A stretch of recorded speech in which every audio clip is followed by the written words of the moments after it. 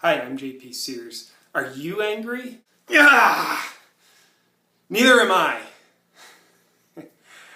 Or maybe we all are. Maybe it's an emotion that we all experience. How aware of it are we? That might be the question. I think that anger is one of the healthiest emotions that we can have. I would even dare call it a sacred emotion. And at the same time, I believe that anger can be one of the most unhealthy emotions that we can have.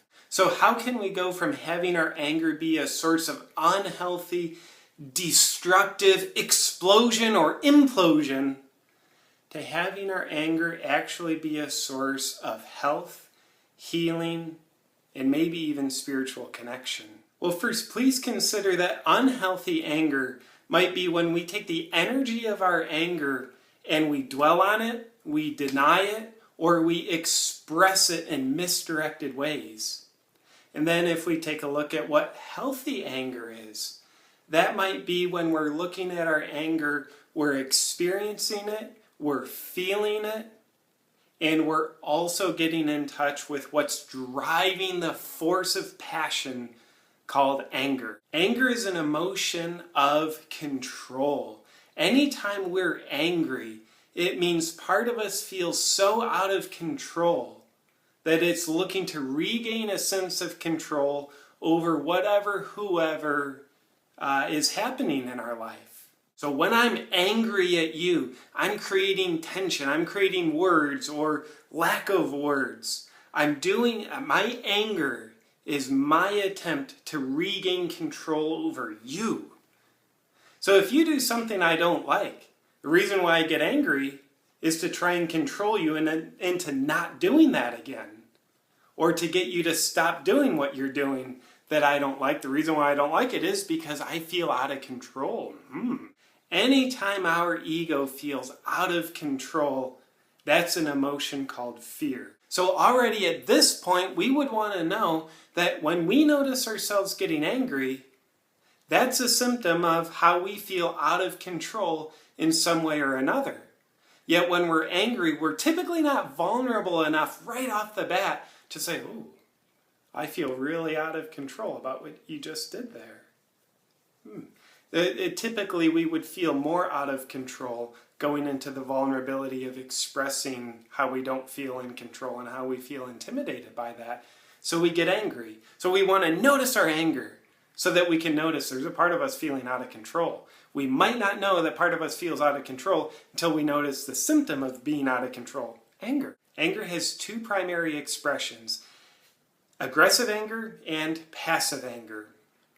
What do each look like? Aggressive or active anger, that's typically what we're thinking about when we're looking at anger. That's where I might be yelling, screaming, I might be trembling, and it's just very visible. I'm exploding with anger. And then the passive expression of anger. This is where I become very indifferent. The angrier I get, the more I implode.